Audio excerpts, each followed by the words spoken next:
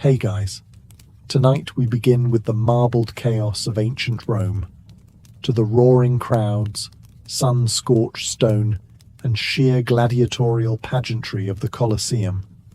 This wasn't just a stadium, it was a statement, a place where emperors flexed, lions roared, and half the audience missed the good parts because someone spilled wine on their tunic.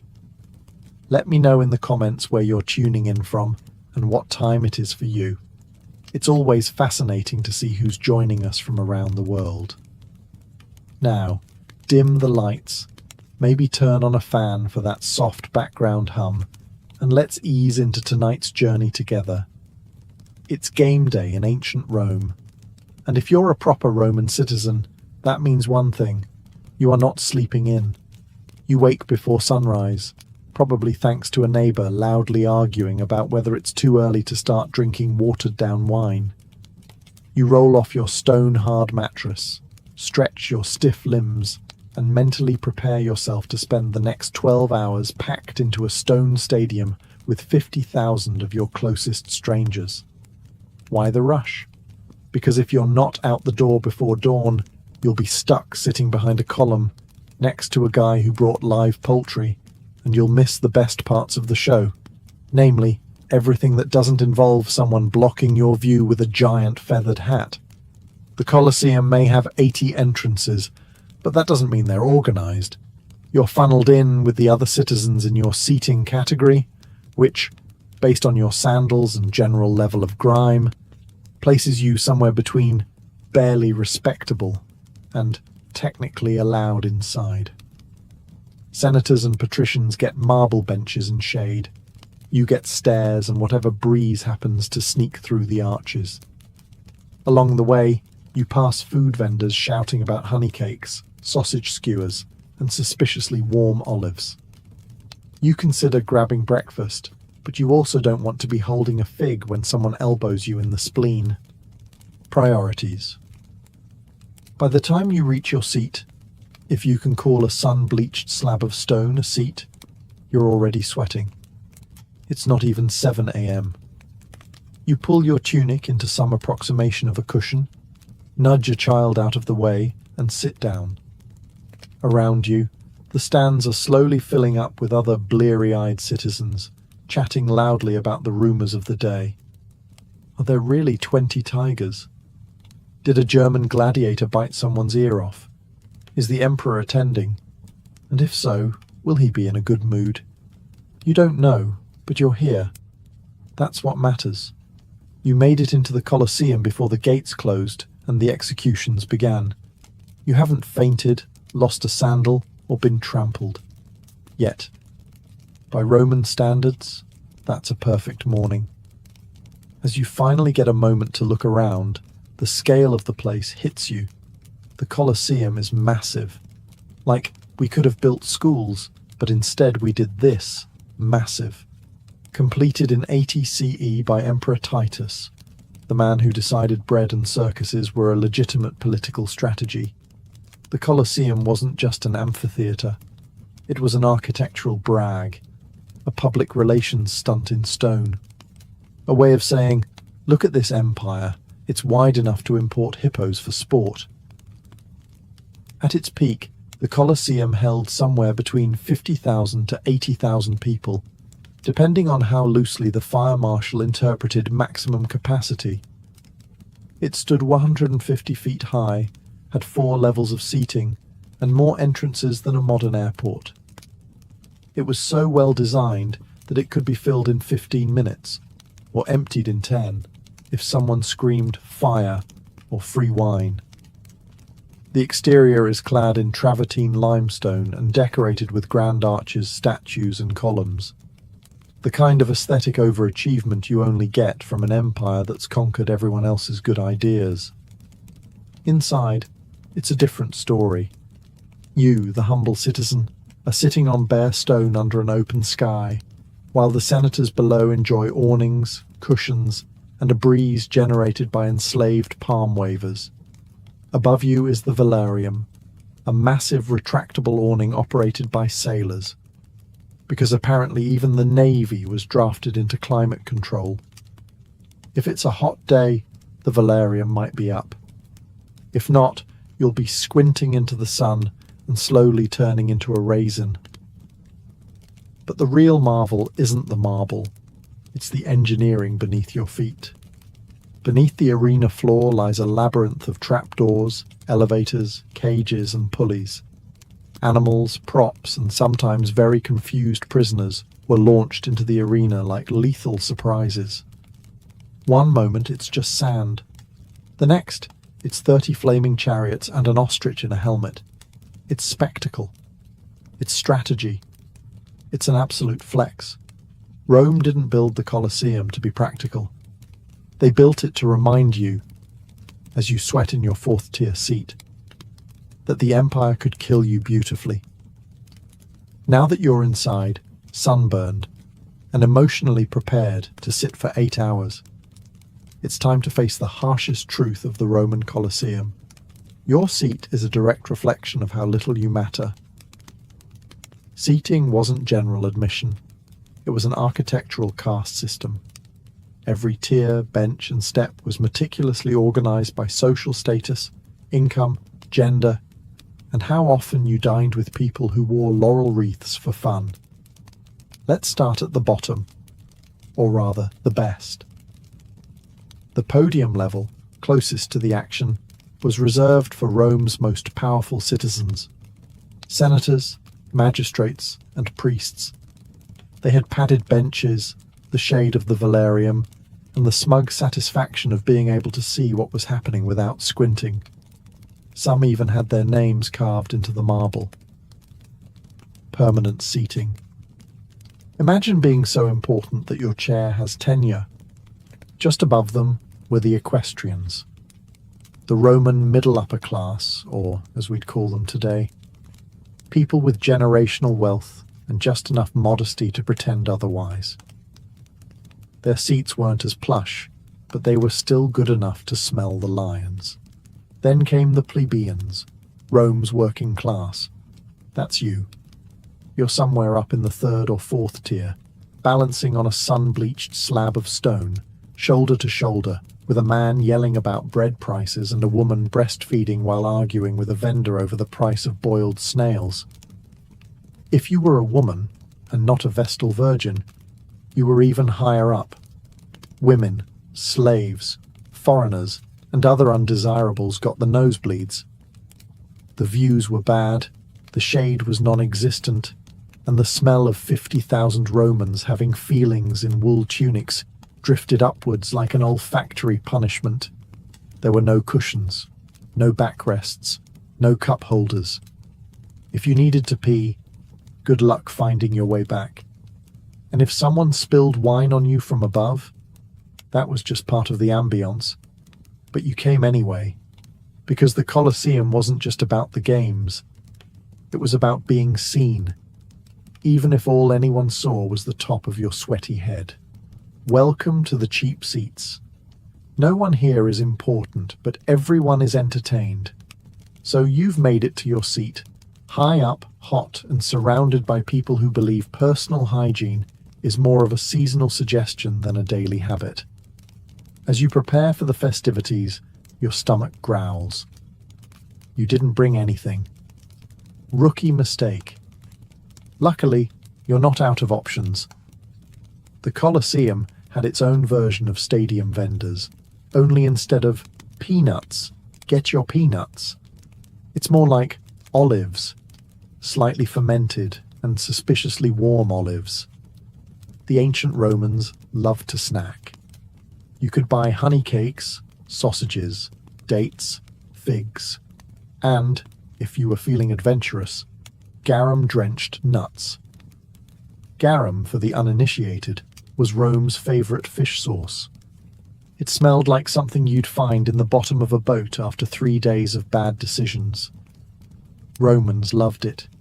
You'd love it too, if your only other condiment was crushed goat liver. Vendors wandered up and down the steps, shouting their wares over the roar of the crowd. The man behind you is loudly arguing with one over the price of vinegared wine. It's watered down, but still effective, particularly when you haven't eaten since yesterday and the midday sun is actively trying to kill you. Then there are the smells, not just the food, though the blend of roasted meat and cheap perfume is doing its best to clog your sinuses, but also the crowd. The Colosseum, for all its glory, was a public bath's evil twin. No flowing water, no fresh air, just sun-baked humanity in tunics. To your left, a man fans himself with a scroll. To your right, someone brought a goat, not for food, for company. In front of you, a child is chewing something that used to be bread and now resembles stone. And somehow, above it all, floats the unmistakable scent of sweat, sand, and slowly wilting dignity. Still, there's an odd charm to it. The vendors are part of the theatre. They know when to quiet down, when to yell, and how to dodge a vomit stain on the stairs like seasoned professionals.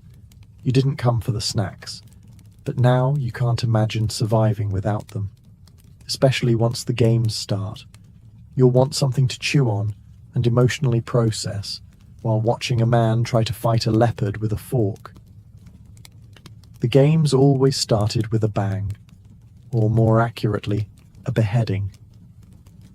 Before the gladiators took the stage, the Colosseum warmed up the crowd with a little morning bloodletting, courtesy of condemned criminals, war prisoners, and people who probably just annoyed the wrong senator.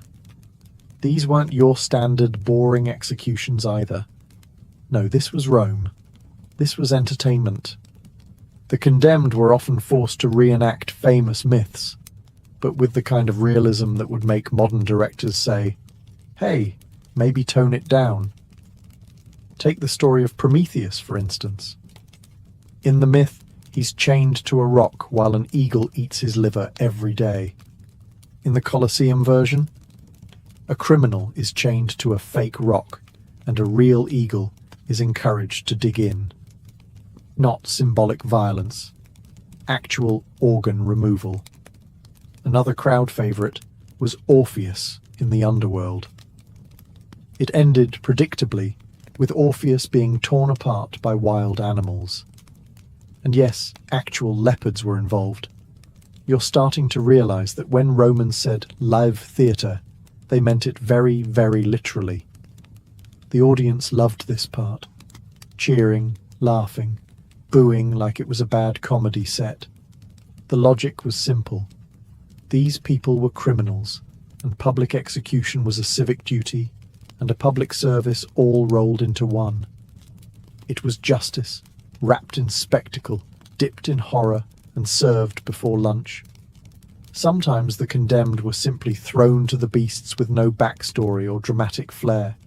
Just man versus lion, minus the inspirational music. These moments were loud, fast, and, if you blinked, over. The crowd loved the unpredictability. The man next to you is already yelling, "Bite the leg," and it's 8:30 in the morning. It's hard to say what's more shocking, the violence or how completely normal it feels here. This isn't considered extreme, this is just the warm-up. And as the final body is dragged off stage and the arena is raked smooth again, you find yourself clapping. Not because you're bloodthirsty, but because everyone else is clapping and you don't want to seem like the weird one. Congratulations. You're now emotionally invested, and the real show hasn't even started. After the criminals have been properly mythologized and dismembered, it's time for round 2 of the morning spectacle, the beast hunts, or venaciones, for those of you who like your Latin with a side of animal cruelty. Now, if you thought this part was going to be a calm interlude between gore and glory, think again. Rome didn't conquer half the world just to import silk and spices. No, they brought back everything with teeth. Lions from North Africa, elephants from India, bears from Gaul, ostriches from wherever ostriches came from before they regretted it. The arena floor transforms. Trees, fake rocks, and scenery rise dramatically from hidden trapdoors, because why just butcher an animal when you can give it a theme? Then out comes the hunter, a venator. Not a gladiator, mind you. This guy has fewer muscles, more decorative feathers, and probably a deep sense of regret. His job is to show off, maybe fire an arrow or two, and dramatically dodge whatever angry carnivore bursts from the tunnel. Cue. A lion that hasn't eaten in 2 days. The crowd is thrilled. Bets are placed. Someone behind you is already shouting, 2 sesterces on the lion. And the woman next to him is trying to sell fig pastries shaped like leopards. Capitalism lives. Sometimes it's one-on-one, hunter versus beast. Other times it's mass chaos. A dozen panthers released at once while archers on platforms try not to shoot each other. On special occasions, elephants are brought in. You haven't truly experienced ancient Rome until you've seen an elephant stomp on a wooden replica of a barbarian village, while an official explains how this represents Rome's triumph over uncivilized lands. It's equal parts nationalistic pageant and animal-themed panic attack. And if you're wondering whether the animals ever won, yes. Yes, they did. Sometimes the hunters didn't walk out, and the crowd loved that too. There's something deeply Roman about cheering both the hunter and the thing trying to eat him. Eventually the beasts are killed, the scenery is cleared, and someone with a broom and a very high tolerance for trauma comes out to clean up what's left of the morning.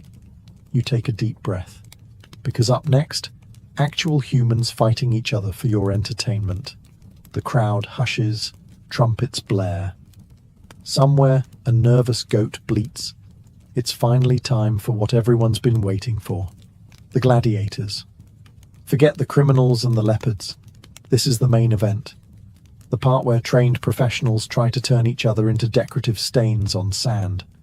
If the beast hunts were breakfast, this is the roasted meat platter of the day, served with a side of existential crisis. Gladiators weren't just fighters. They were celebrities. Think modern athletes, but with more scars and less dental coverage. Some were slaves, some were volunteers, some were nobles going through a phase. All of them knew how to make an entrance, and what an entrance it is. They emerge from the darkened tunnels like rock stars, or maybe like livestock who've learned choreography. Their armor gleams in the sun, helmets sparkle, swords are drawn, the crowd erupts, children scream, someone throws a garland. You're not even sure who these guys are, but you cheer anyway because peer pressure is eternal. The announcer, yes, there is one, calls out the names, origins, and combat styles of each gladiator. A retiarius with a net and trident, a secutor with a smooth helmet and a short sword, a Mamillo with a fish-shaped crest that's not helping him win any fashion contests. Each pairing is carefully chosen for drama, big versus small, fast versus armored, local hero versus imported lunatic. This is a blood sport with casting direction. Then the fight begins. It's not just wild swinging. There's strategy, rhythm, pauses, feints, parrying, sand, lots of sand. Some fights end quickly. One bad step, one good stab. Others drag on for minutes as the fighters circle each other like angry ballet dancers with iron shoes. The crowd lives for it, gasping, cheering, shouting unsolicited advice from the upper tiers. Go for the neck! Use the net! Stop tripping on your own shield, Gaius! You're on the edge of your very uncomfortable stone seat, because even from up here you can feel the tension. This isn't some abstract performance. These men are fighting for survival, for fame, for a chance at not dying today. And the best part, it's still only midday. As you settle in for another round of organized mayhem, you begin to notice something. Not all gladiators look the same. That's because Rome didn't just want fighting. It wanted categories, themes, and stylistic bloodshed. This is less a brawl and more a very violent fashion show. Each gladiator type had their own distinct look, fighting style, and probability of getting impaled. Let's start with the retiarius. Light armor, no helmet, armed with a net and trident. Basically a fisherman with anger issues. They're fast, nimble, and often pantsless, which adds an extra layer of vulnerability and breeze. Then there's the Spectator, their natural enemy. Spectators wear smooth, close-fitting helmets, supposedly to keep the net from catching, and carry short swords. Think of them as anti-fishermen. Their job is to run at the guy with the net and hope no one brought slippery sandals. The Mamilio is the tank. Big shield, big helmet, big everything. They're slow but durable, kind of like an armoured ox that took fencing lessons. Their helmets often have fish motifs, which is ironic when they're fighting a guy with a trident. Thracians, Hoplomachuses, Dimachaieri, each with their own mix of swords, spears, daggers, and reckless bravado. Some wear greaves and arm guards. Others look like they lost a bet with a blacksmith, but all of them fight with flair. This wasn't just about winning. It was about putting on a show. The audience had favourites, not always the best fighters, but the most dramatic, the ones who posed, roared, or shouted catchy one-liners before lunging. One guy even saluted the emperor with a spin move. He died 5 minutes later, but boy, did he make an entrance. The weapons were real. The blood was real. The applause, also real and loud. Sometimes you'd swear the guy next to you was going to throw his sandals in the arena out of excitement. And yet, there's something oddly elegant about it all. Technique mattered. Footwork mattered. If you were lucky enough to live past your first few matches, you learned how to fight smart, or at least stylishly. Because in the Colosseum, dying was expected. Dying with bad form. Now that was unforgivable. So the fight is over. One gladiator's standing, sweaty and breathing hard. The other's on the ground, bleeding, maybe twitching, and definitely rethinking his career choices. What happens now? Well, that depends on the mood of one man. The Emperor. Yes, the most powerful figure in the known world. The guy with a literal laurel wreath on his head and his own food taster. Now gets to play casual death god. The surviving gladiator looks up. The crowd roars, but the final call isn't theirs. It's His Imperial Majesty, seated comfortably in the best spot in the house, under an awning, sipping wine that probably costs more than your rent. Now, you've heard the stories. Thumbs up means mercy, thumbs down means death. But, like most things from ancient Rome, it's more complicated and more vague. Some historians think it was the reverse.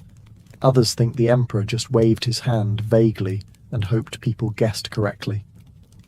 Regardless, the wounded man is looking up at the royal box with the desperation of someone who's realized that being popular was actually very, very important. If the emperor is feeling generous, or if the downed gladiator gave a particularly good show, he might be spared. The crowd might chant, "Mite!" Let him go.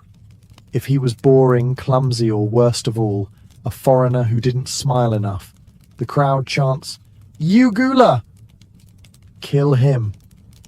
And the emperor, he might listen, or he might shrug and signal doom while reaching for a honey cake. Sometimes the crowd sways the verdict. Other times the emperor uses it as a political stunt, a chance to look merciful in front of the plebs or brutally decisive in front of senators.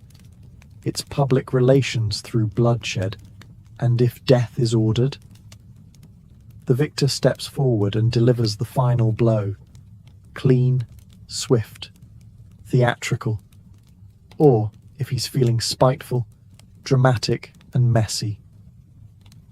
Either way, the loser dies with a bit of dignity and a lot of sand in his mouth. The crowd applauds. A flute player strikes up something cheerful. Slaves come to drag the body away and rake the arena smooth. And then, on to the next match, because nothing keeps the Empire running like a tight schedule and a loose definition of mercy. The sun is now directly overhead. The marble is hot enough to fry a dormouse, and the guy next to you is slowly melting into his tunic. You, however, are still seated, because you've made it this far, and damn it, you're going to watch men hit each other with swords even if you pass out doing it.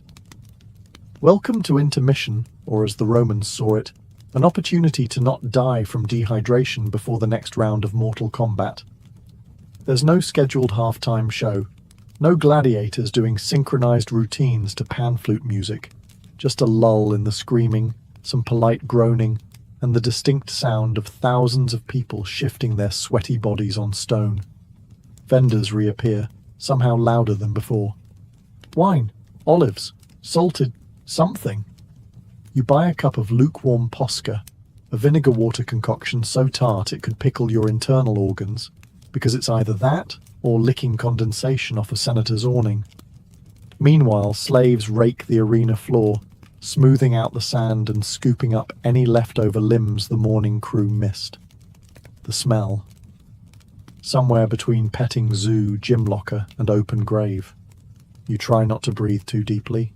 People use this time to socialize. Senators stretch. Nobles whisper about which gladiator had the best abs. You overhear one man explaining to his wife that the lion clearly deserved to win. She's nodding while fanning herself with a wax tablet. Up in the cheap seats, a man faints. No one moves.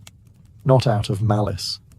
It's just that everyone else is one faint away from joining him. If you're lucky, the velarium, that massive canvas awning, is extended today.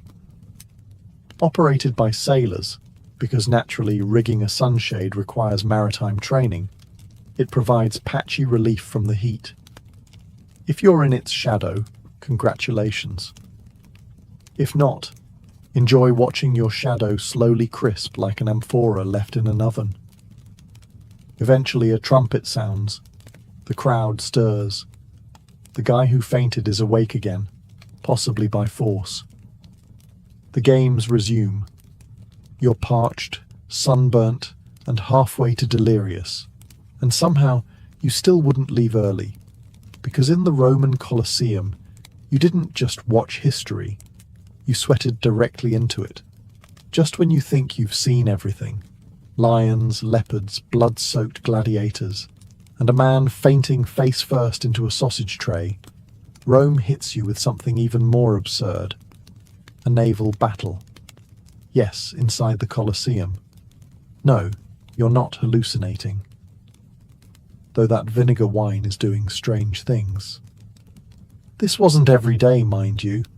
Flooding the arena was expensive, dramatic, and logistically chaotic, which made it absolutely perfect for Rome. It showed off not just military might, but engineering arrogance of the highest order. Why not turn a building into a lake, they thought. We have slaves for that. To pull it off, the arena's floor was removed, or hadn't been built yet, early in the Colosseum's career. Then a complex system of aqueducts and drains would flood the space with water. Real water, deep enough for small warships. You watch, astonished, as soldiers dressed like ancient Greeks row tiny triremes into the middle of what used to be the sandpit where you saw a bear disembowel a guy 40 minutes ago. The battles themselves?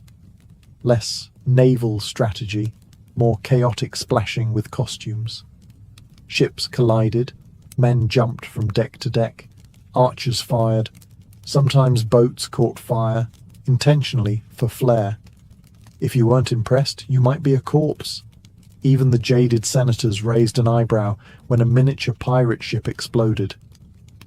Of course, the participants weren't career sailors.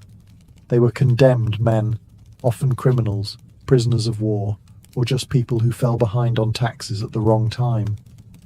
Their job was to die theatrically in a puddle that smelled vaguely of donkey sweat and fish sauce. Still, the crowd went wild. This was storytelling on steroids.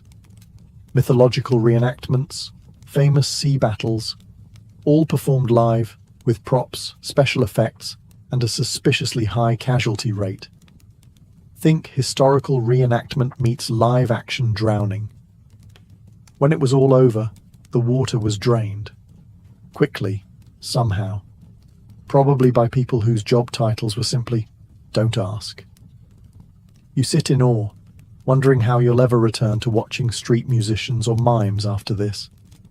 You've just witnessed an indoor war at sea, and they're not even done. Because after naval combat, it's time for the grand finale. The sun begins to dip, the shadows stretch across the arena sand, and the scent of crushed olives, sweat, and existential dread lingers thick in the air. You've watched men fight beasts, boats sink in a surprise lake, and more blood than you expected to see in one sitting. Logically, this would be the time to go home, take a sponge bath, and question your life choices. But no, this is Rome, which means it's time for the grand finale. A final, carefully choreographed orgy of violence and theatre designed to leave the crowd staggering home in either awe or nausea. Sometimes this meant massive group battles, dozens of gladiators released at once, charging each other in carefully planned chaos. Shields clanged, swords flew, sand kicked up like someone dropped a bag of flour into a wind tunnel. It wasn't subtle, but then again, neither is anything Rome does. Other times they ended with a spectacle so outrageous it defied reason. Think, a gladiator team versus elephants wearing armor, or a duel staged to recreate a legendary myth where both men have rehearsed their deaths for weeks, and then one of them accidentally wins for real. This is where the showmanship peaks. Dying men still try to pose. Survivors scream to the heavens. The crowd, on their feet, a sea of tunics, fists, and enthusiastic moral flexibility. People chant for their favorites. Garlands are thrown. If a gladiator survives the day and has really impressed the crowd, he might even be awarded a wooden sword, the Rudies, and his freedom. It's rare, but when it happens, everyone cries. Even the wine vendors. The emperor stands, nods, waves, or does something appropriately majestic. Maybe he leaves early, bored. Maybe he makes a speech. Either way, the day ends not with a whimper, but with thunderous applause and the distant sound of someone vomiting from too much sun and garum. You, exhausted and deeply confused about your ethics, rise with the others. Your tunic is stained, your back is numb, and your mind is filled with scenes you'll never quite be able to explain at dinner. And yet, you'd absolutely come again tomorrow, because no one stages a blood-soaked standing ovation quite like Rome. The trumpets have faded. The last gladiator has limped off stage, possibly upright, possibly being carried like a tragic meat sack. The crowd begins to stir, stretch, and engage in that most timeless of Roman traditions, judging everyone else's opinions out loud. As you make your way toward the exit, or try to, it's basically a tunic-based traffic jam. The post-show buzz kicks in. Everyone suddenly becomes a gladiatorial expert, despite having spent most of the fight arguing with their cousin about fermented goat cheese. "I told you the Thracian was going to win." No, the Secutor was robbed. Total sabotage. That elephant didn't even try. Clearly sick. Meanwhile, the vendors haven't missed a beat. They're still selling watered wine and mystery meats with the same enthusiasm they had 8 hours ago. Nothing pairs better with dramatic trauma than a warm skewer of questionable protein. The streets outside the Colosseum are a medieval music festival meets garbage fire. The city didn't really have a sanitation department, unless you count stray dogs and disgruntled slaves. Discarded laurel wreaths, broken amphorae, food wrappers made from leaves, all blending into what scholars would later call archaeological evidence. Children reenact their favourite kills with sticks and alarming accuracy. Drunken spectators stagger home, proudly retelling the time a lion made eye contact with them. Someone starts singing. No one knows the words. No one cares. If a gladiator survived the day and was particularly popular, his name will spread through the streets before sunset. He might even get a dinner invite from a senator, or, more importantly, a bath. People will write crude graffiti in his honor. Marcus, slayer of 5, hot. If he died, well, he might get a funeral. Maybe. Depends on the budget. And you? You're exhausted, covered in a thin layer of sand and regret, and your calves feel like they've been kicked by a centurion. But your heart is pounding, and your brain is still buzzing with every scream, cheer, and trumpet blast. The games are over, for today. But the stories, the arguments, the glory, those will echo through Rome until the next time the Colosseum gates creak open, which conveniently is probably next week. By now you may be wondering, just how much did all this cost? The animals, the armor, the scenery, the wine that tasted like regret. None of it came cheap. Welcome to the economics of Roman entertainment, a financial sinkhole so massive it probably made accountants weep into their togas. Let's start with the Colosseum itself. Built under Emperor Vespasian and finished by his son Titus, this stone behemoth took over a decade, thousands of labourers, and an ungodly amount of concrete to complete. It could seat upwards of 50,000 people, none of whom paid for tickets. That's right. Entry was free, which is a lovely way to build goodwill and a terrible business model. So, how did they fund this blood-soaked variety show? Answer: conquest money. The Colosseum was famously financed by the spoils of the Jewish war, specifically the looting of Jerusalem, which means every trident and tuna-stuffed date was indirectly sponsored by imperial plunder. Think of it as Rome's version of a military-industrial complex, with more flaming leopards. And then there were the games. A single festival could last 100 days, featuring thousands of gladiators and animals. Feeding, housing, and transporting elephants from Carthage or hippos from the Nile wasn't exactly cheap. There's no economy class for rhinos, and they tend to destroy the luggage rack. Even the gladiators came at a cost. Training, armor, medical care. Yes, they had doctors, surprisingly good ones. And of course, burials for the less fortunate. All of it fell on the shoulders of emperors, magistrates, and wealthy sponsors, hoping to gain political points or just avoid being the next contestant in the arena. Estimates suggest that some of the larger festivals could bankrupt a lesser noble. But hey, if it kept the mob happy, it was worth it. After all, a content citizen was less likely to riot, and more likely to chant your name while you handed out cheap wine. The phrase panem et circenses, bread and circuses, wasn't just philosophy. It was statecraft. Distract the people with carbs and carnage, and you could get away with just about anything. Except, of course, running out of money. That's when the trouble really started. So you've survived a full day in the Colosseum. You've witnessed executions, beast hunts, shipwrecks, sword fights, sunstroke, questionable sausages, and an entire empire's fragile ego on display. And the real mystery isn't how anyone survived the heat. It's why they came back. The answer is simple. Rome knew how to put on a show. For the average Roman citizen, especially those in the lower classes, life outside the arena was, well, let's say, unforgiving. Cramped apartments, uncertain food supplies, public toilets that doubled as conversational spaces, and a city that smelled like ambition, sewage, and goat. But for a few glorious hours, the Colosseum offered escape.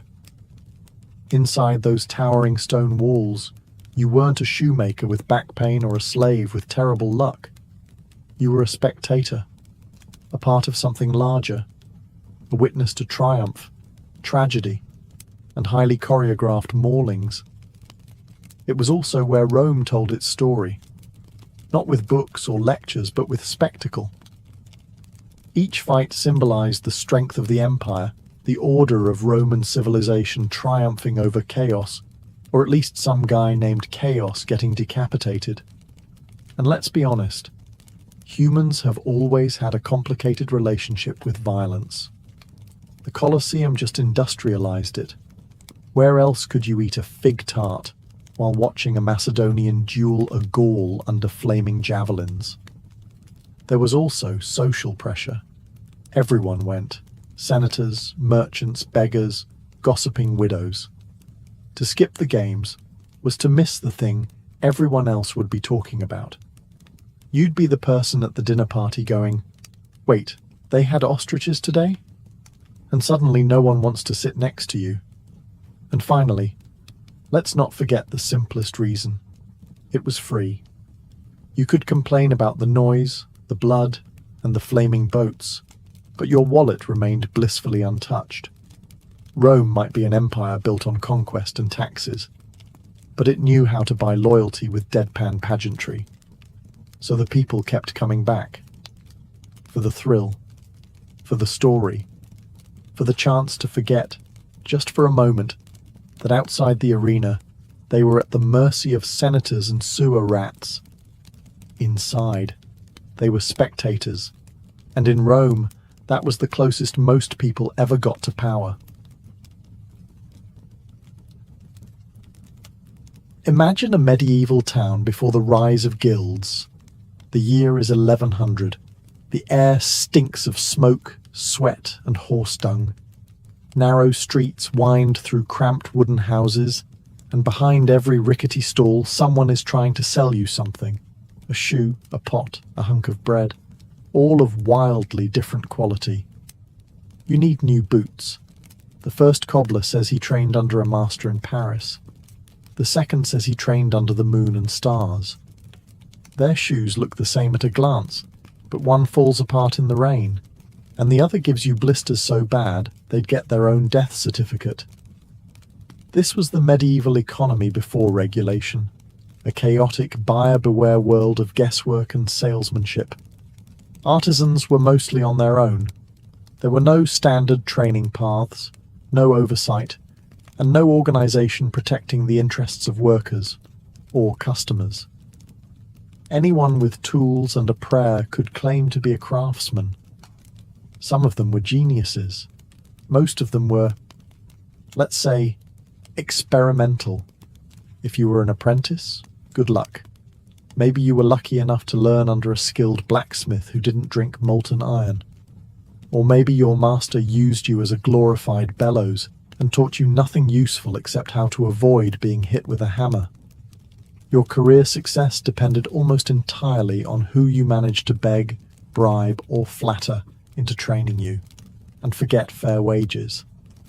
Since there were no collective bargaining rights, employers could pay workers whatever they wanted, usually the bare minimum unless you had connections or muscle. Customers weren't safe either. Bread might be filled with sawdust. Pottery might crack before you got home. Tailors could cut you a doublet so misshapen it looked like it had been made for a goat with scoliosis. Quality and honesty were optional, not required. There was a growing sense of dissatisfaction. Towns were expanding. Trade was increasing. The risks of shoddy craftsmanship and dishonest dealers became more than just local annoyances. They threatened economic stability. And out of that chaos, a solution began to form. One that would reshape not only work, but entire cities. They called it the Guild. So how did the guilds begin? Slowly, quietly, out of necessity, like all great systems. In towns across Europe, skilled artisans and tradesmen began to meet in taverns, churches, and even under trees in the village square. They were bakers, smiths, tailors, carpenters, men and women whose livelihoods were being undercut by frauds, cheats, and hacks. They didn't call it a guild at first, just a gathering of those who actually knew what they were doing. At first, it was about protecting their name. If someone sold a warped sword and called themselves a smith, that reflected badly on all smiths. So they started setting rules. Don't undercut prices, don't use cheap materials, don't train fools. It wasn't long before these little circles formalized. They gave themselves names, codes of conduct, and, crucially, control. If you wanted to work in their town as a mason, for example, you had to go through them. No approval, no customers, no job. These early guilds were part labor union, part trade school, and part secret society. And yes, there were candles, chants, and weird initiation rituals, because this was medieval Europe, and everything had candles and weird initiation rituals. Guilds didn't just form in big cities. Even small towns had their own local weavers' guild, or coopers' guild. They worked together to regulate quality, enforce fair wages, and maintain ethical standards. If you sold bread with ground-up bones in it, yes, people did that. The Bakers' Guild would fine you, shame you, and possibly throw you out. Good luck making a living after that. For the common worker, this was a lifeline. Suddenly there was a path forward. If you were poor but skilled, a guild could help you rise. You'd start as an apprentice, train under a master, and eventually submit your masterpiece, a literal test project, to prove your worth. If accepted, you joined the ranks of the professionals. The towns liked this too. Guilds meant better products, less fraud, and a stronger economy, and they could be taxed. Let's not forget that part. No system spreads without someone getting paid. By the 12th century, guilds weren't just common. They were powerful. They set prices, controlled markets, and in some towns, had more influence than the mayor. And if you dared go against them, well, that's where things got serious. Joining a guild wasn't as simple as raising your hand and saying, "I make shoes now." No. Guilds were gatekeepers of tradition, skill, and, let's be honest, money. And they had rules. Lots of them. First, you started at the very bottom, an apprentice. Usually a boy around 12 or 13, though girls could apprentice too in trades like weaving or baking. You'd be sent off to live with a master, not just to learn the craft, but to be raised in the trade. It was part job, part adoption, part medieval boot camp. You'd clean the forge, run errands, stir the dye vats, and maybe, just maybe, be allowed to touch actual tools after a year or two. You were paid nothing. In fact, your family often paid the master to take you. And the training? Grueling. If you survived the years of labor and didn't accidentally kill yourself with a misplaced chisel, you could graduate to the next level. Journeyman. Now you were mobile. You could travel, hence the name, from town to town, working for various masters, perfecting your craft, and getting paid a wage. But you still weren't a full member. That title was reserved for those who submitted a masterpiece, a finished product so flawless it would be judged by the guild elders themselves. Imagine the pressure. You spend months crafting a single item, a chair, a sword, a tapestry, knowing that a crooked stitch or uneven weld could send you back to journeyman status. If you passed, congratulations. You were now a master, with the right to open your own shop, train apprentices, and have a say in guild politics. But being a master didn't mean freedom. You were now beholden to the guild's book of rules, and oh boy, was it thick. You couldn't work outside guild hours. You couldn't undercut the agreed-upon price. You couldn't hire too many workers or use unapproved materials. Violations meant fines, blacklisting, or worse, public humiliation. And yes, there were official punishments for shoddy work, up to and including being banned from the town. Every guild also had its own rituals, symbols, and oaths. Some had patron saints. Some had guild halls grander than churches. It was part club, part cartel, part medieval mafia. And now that they had power, guilds weren't afraid to use it, not just to protect their trade, but to shape entire cities. By the 13th century, guilds weren't just part of town life. They were town life.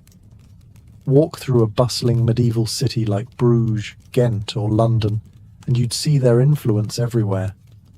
Streets were often named after trades: Baker Street, Fishmonger's Lane, Cordwainer's Alley. The finest buildings? Not palaces, guild halls. These were towering stone structures that served as meeting places, event venues, courts, and yes, occasionally taverns after hours. Guilds dictated not only what got made, but how, when, and by whom. They regulated prices to prevent undercutting, set minimum standards for quality, and even determined how many workers a master could employ. The goal wasn't just competition, it was control, stability, predictability. A guild town was an organized town. City governments knew better than to challenge guilds. In fact, most mayors and councilmen were guild members themselves. You couldn't rise to power without guild backing. Elections? Those were often decided behind closed doors in guild halls, not in public squares. Some guilds even kept private armies of armed men to protect their members and negotiate with the authorities if taxes got too high. Guilds also acted as social safety nets. If you got sick or injured, your guild helped pay your bills. If your house burned down, they sent aid. If you died, they paid for your funeral and made sure your widow and kids didn't starve. In a world without insurance, social security, or labor laws, the guild was your lifeline. And let's not forget the guild festivals. Each trade had a patron saint. Bakers had Saint Honoré, blacksmiths had Saint Eligius, and everyone had a reason to throw a parade. These festivals featured processions, pageants, feasting, and generous quantities of whatever booze was appropriate for the trade. Sometimes they even had competitive games. Imagine a tug of war between butchers and tailors, and you'll get the vibe. Of course, guilds didn't always play nicely with each other. Tensions often flared between different trades, especially when overlapping duties created turf wars. Should a cobbler or a tanner be allowed to make riding boots? Should a carpenter be allowed to repair a ship? These disagreements could lead to lawsuits or fists. Still, guilds brought order to chaos. They turned towns into engines of commerce, skill, and civic pride. But as their influence grew, so did their arrogance and their enemies. For all their benefits, medieval guilds were not warm, inclusive havens of brotherhood. They were exclusive, elitist, and, once they got a taste of real power, deeply corrupt. Want to join a guild as a master? Good luck if you weren't the son of a master or didn't have the right connections. The masterpiece you submitted? It didn't matter how flawless it was if the elders just didn't like your face, your family, or your newfangled ideas. In many towns, guilds turned into hereditary clubs where bloodlines mattered more than skill.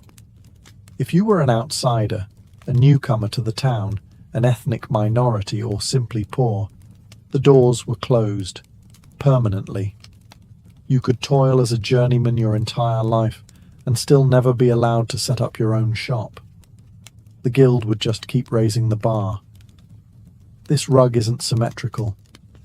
This sword is too sharp. This loaf of bread doesn't have enough soul. They had 100 ways to say no.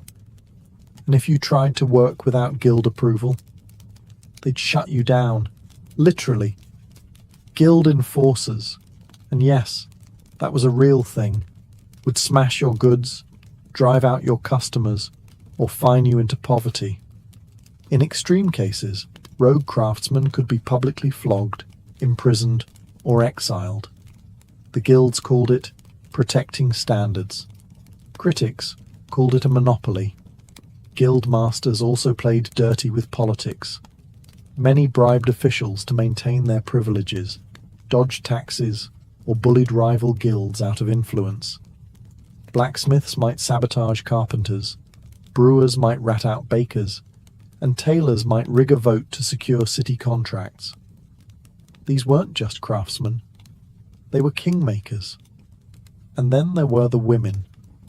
In theory, some guilds allowed women, especially in textiles, brewing, and food preparation. But in practice, women were often relegated to the sidelines. Widows of masters could take over shops, but rarely gained full membership. Even when they ran successful businesses, guilds frequently ignored, excluded, or outright erased them from records. Power belonged to men, and even skilled women had to fight tooth and nail for recognition. Guilds had started as protectors of quality and fairness, but by the 14th century, many had become self-serving gatekeepers, rich, rigid, and resistant to change. And that rigidity would be their greatest weakness in the centuries to come. Despite their flaws, one thing guilds did exceptionally well was education, or rather, vocational domination. In a time when universities were reserved for theologians, lawyers, and the occasional monk with a good memory, guilds handled the real-world stuff: how to make boots, build bridges, brew beer, and not die while doing it. Training wasn't casual. It was a years-long, structured, often grueling process. An apprentice's life revolved around two things: the workshop and the master's temper. From dawn till dusk, they watched, repeated, and slowly earned the right to do more than just sweep the floor or pump bellows. The master wasn't just a boss. He was a teacher, parent, disciplinarian, and, depending on your perspective, a tyrant with a hammer.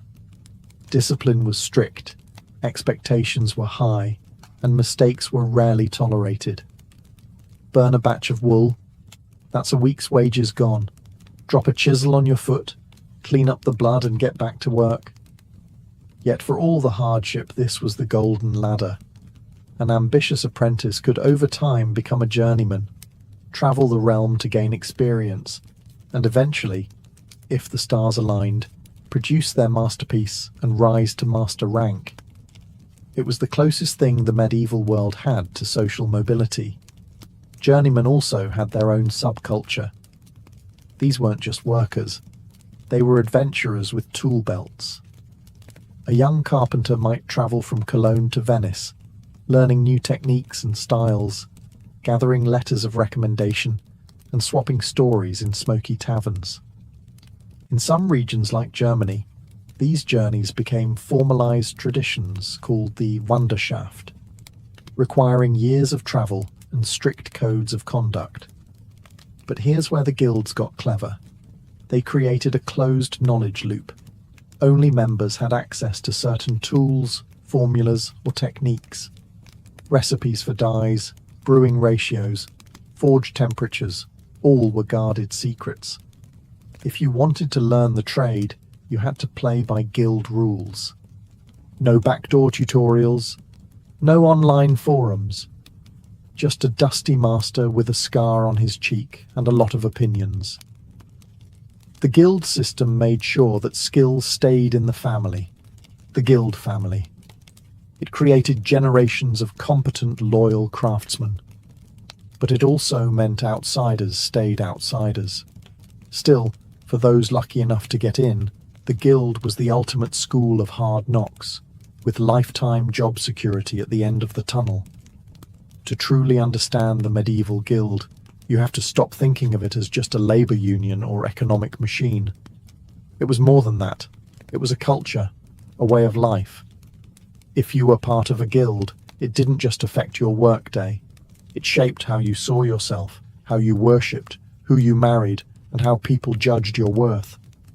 Guilds had their own patron saints, coats of arms, ceremonial robes, flags, and even mascots. Bakers might wear white linen and march behind a golden loaf on a stick during parades. Butchers might carry cleavers wrapped in ribbons. These weren't just parades. They were public displays of pride, hierarchy, and wealth. You knew who the top masters were by their velvet cloaks and fur-lined collars. You also knew which guild was doing very well that year by the size of the ox they roasted in the square. Membership meant status. Even the lowest-ranked journeyman in a respected guild could hold his head higher than an independent peasant with no protection. Masters were often among the richest men in town, and their daughters were considered prime marriage material.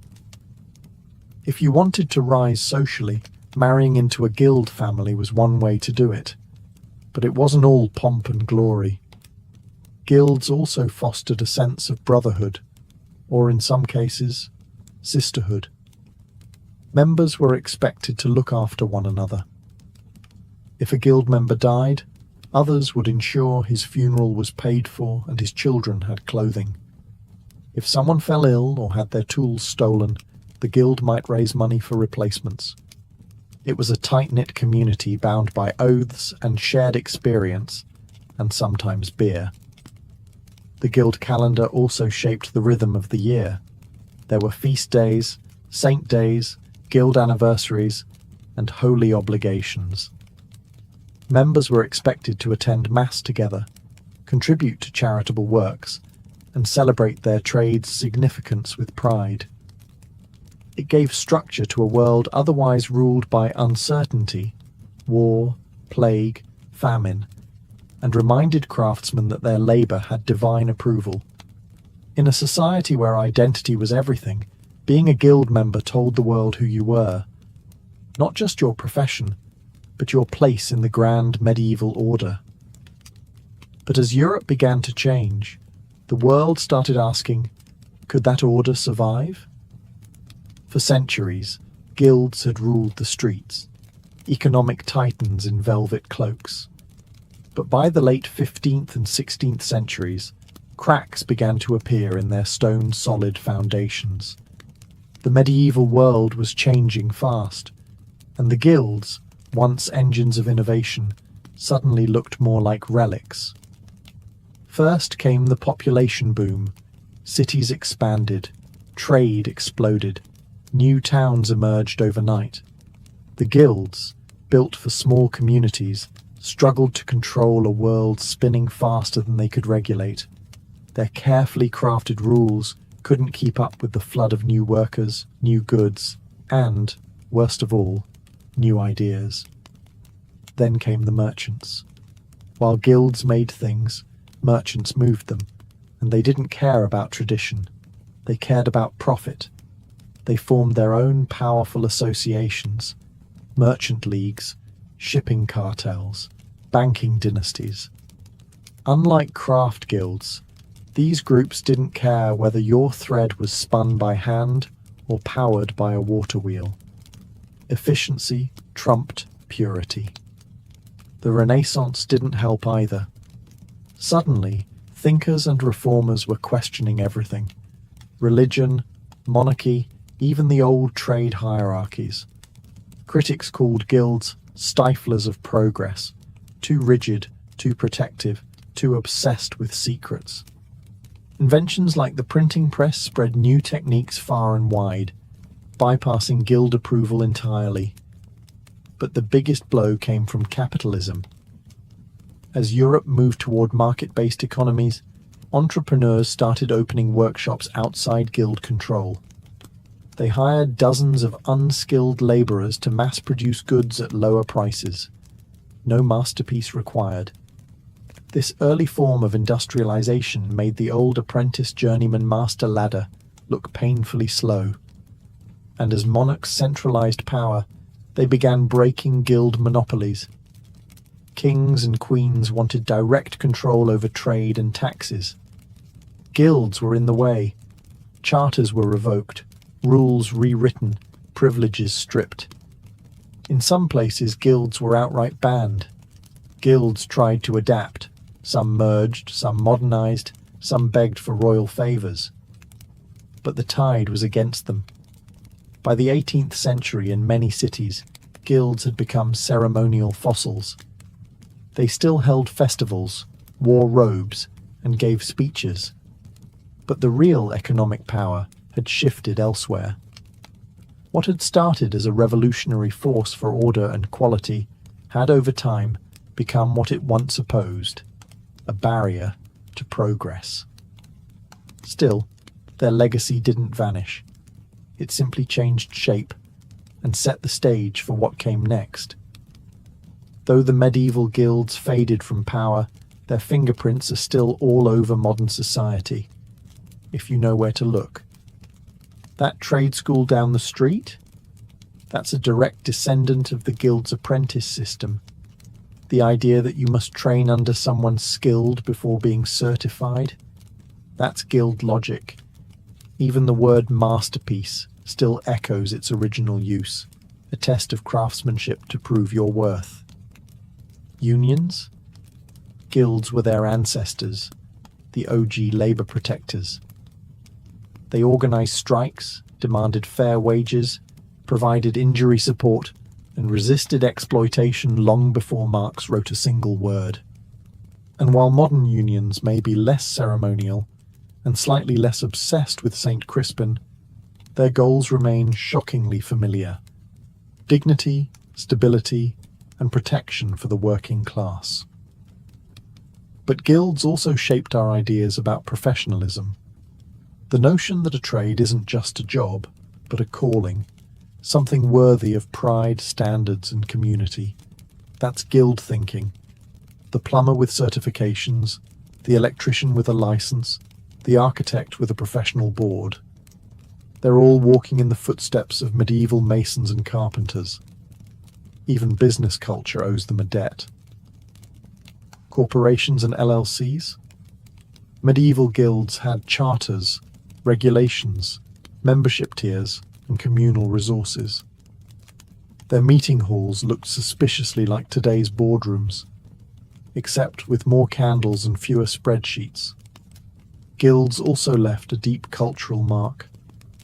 Towns still celebrate them through street names, coats of arms, and historic festivals.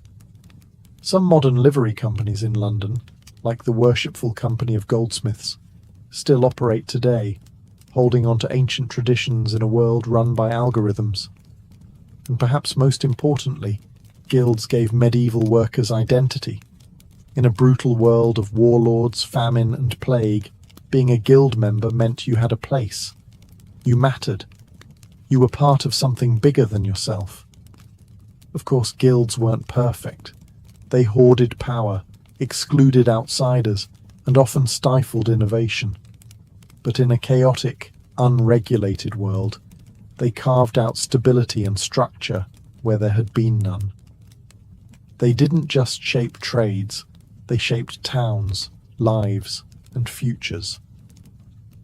So next time you walk down a street called Butcher's Row, or see a sign for a master carpenter, remember, you're seeing the shadows of a system that, for better or worse, built the very idea of work as we know it. In the medieval world, life was shaped by the church calendar, and the church had a strict rhythm: repent, fast, then feast like your life depended on it. And after weeks, sometimes months, of going without butter, meat, or even joy itself, when the fast ended, the feasting didn't just begin, it erupted. Religious holidays were the designated times when people could let loose, legally and spiritually. From the highest lord to the lowest ploughman, there was a shared understanding. God was watching, and today he was fine with second helpings. These weren't casual meals.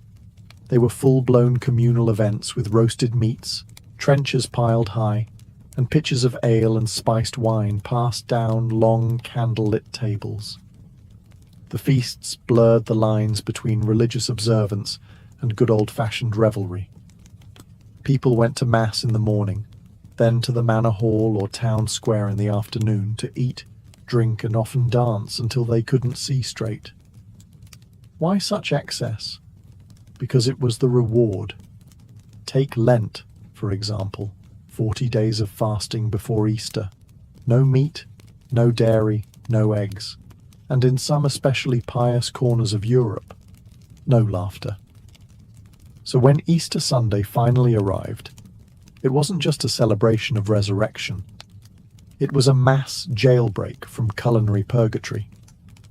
Even monasteries, the very symbols of discipline, weren't immune. On feast days, monks would lay out fine breads, fish stews, fruit pies, and yes, even wine. They followed the rules, sure, but they also found creative ways to define what fasting really meant. Spoiler, beaver tails counted as fish. These holiday feasts were social glue. Neighbours sat elbow to elbow. Rich and poor mingled, though not exactly equally. Lords hosted massive banquets to show off their wealth and piety. They'd invite tenants and clergy, offering symbolic generosity, while still sitting at a much nicer table. For townsfolk, it was a break from toil and a chance to eat things they usually couldn't afford. A roasted goose, a spiced pudding, maybe even something absurd like peacock served with its feathers reattached for drama. When the fast ended, the feast was a kind of rebirth, not just of the soul, but of the senses. And in the cold, muddy world of medieval life, that was reason enough to celebrate. In the darkest part of the year, when the sun barely crept above the horizon and snow turned every village into a frozen sketch, people needed something to look forward to. That something was Yule, the winter feast that blended pagan survival instincts with Christian celebration. Before Christianity reached Northern Europe, Germanic and Norse peoples had already been celebrating Yule as a midwinter solstice festival. It was a time to honour the return of the sun, banish evil spirits, and roast just about anything that had the misfortune of being edible. Fires were lit to drive away darkness, and entire trees, Yule logs, were burned in hearths, meant to last 12 nights straight. The church, sensing an opportunity, didn't ban Yule. It baptized it. By the Middle Ages, Yule had become Christmastide, the 12 days of Christmas, starting on December 25th and ending with Epiphany on January 6th. But the festive spirit remained very, very pagan. The centerpiece of the Yule feast? The boar's head, roasted, garnished with herbs and fruit, and presented with a theatrical procession. In noble halls it was brought in on silver platters to the sound of music and Latin verse. For peasants, a boar was rarer, but pigs, much more likely. Every part was used. Nothing went to waste, not even the blood. Tables groaned with trenchers of bread topped with roasted game, pies stuffed with spiced fruit and meat, pottages thick with root vegetables, and puddings boiled in cloth sacks. Mead, ale, and mulled wine flowed freely, warming bellies against the cold. Yule was also a time of merriment and mischief. Mummers, travelling players, performed comedic plays and parodies, often mocking authority or retelling biblical stories with suspiciously local accents. Lords allowed jesters to poke fun at them, and even the church tolerated a bit of irreverence. In some places, the Feast of Fools allowed lower clergy to don costumes and stage mock ceremonies. It was absurd, It was chaotic. It was sanctioned. Gifts were exchanged, carols were sung, and homes were decorated with holly, ivy, and evergreens, symbols of life in the dead of winter. Yule wasn't just a feast. It was survival dressed as celebration. In the bleak heart of winter, it reminded people that life, light, and laughter still had a place at the table.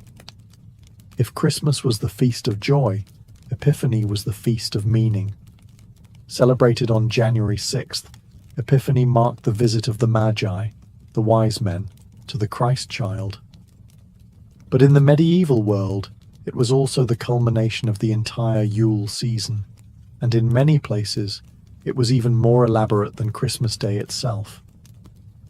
By the 12th night, people were tired, full, and possibly still drunk from a week of non-stop revelry. But no one missed Epiphany. It was the last legal excuse to eat, drink, and wear crowns before the return to daily misery. At the center of the celebration was the king's cake, a spiced bread or pastry, often filled with nuts, dried fruit, honey, and sometimes heavily laced with wine or ale. But the twist? Hidden inside was a small object, a dried bean, a pea, or even a coin. Whoever found it became the Lord of Misrule, the king or queen of the feast. Now, imagine a table full of tired nobles and villagers, chewing nervously, hoping not to break a tooth, but also secretly praying to find that hidden token. If you did, you wore a paper crown, drank more than anyone else, and gave outrageous commands for the rest of the day, which everyone was honor-bound to obey, at least until the ale ran out. The church tried to keep Epiphany solemn. After all, it was about divine revelation, Christ revealed to the Gentiles. But in practice, it was absurd, theatrical, and full of role reversals. Servants mocked their masters. Women gave orders to men. Monks impersonated bishops. In France and England, children were crowned boy bishops who led processions and mock sermons. It was chaos, structured, holy chaos. Feasting was still very much involved. Tables were reset with the best of what remained: roasted meats, candied nuts, sweet custards, and mulled wines. In richer households, exotic spices like cinnamon, cloves, and saffron made appearances, signaling wealth and worldliness. Epiphany was a strange blend of solemnity and satire. A sacred day laced with sugar, sarcasm, and symbolism. It reminded medieval people that even in the most rigid social order, there was space, however briefly, for play, inversion, and mystery. After Epiphany, the long winter resumed. But for one last, glittering night, the world turned upside down, and everyone played along. If medieval feasts were fire, Lent was the ice bucket, lasting 40 days, not counting Sundays. Lent was the season of discipline, denial, and spiritual grit, leading up to the great triumph of Easter. But in practical terms, it was a long, exhausting culinary drought that made Easter taste like heaven. Lent officially began on Ash Wednesday, following the riotous indulgence of Shrovetide, a pre-fast spree where people cleared out their pantries in one last glorious binge of butter, eggs, and meat. It was the medieval version of eat everything before the diet starts. Pancakes, pastries, sausages, anything rich or fatty had to go. Then the fun stopped. During Lent, meat was strictly forbidden. Dairy, eggs, and even certain fats were also off limits, depending on the region and level of devotion. That meant no milk in your porridge, no cheese with your bread, no lard for your vegetables. It was a diet built around fish, legumes, onions, leeks, and penance. Monasteries had rule books to guide this austerity. Lay people followed the example, sort of.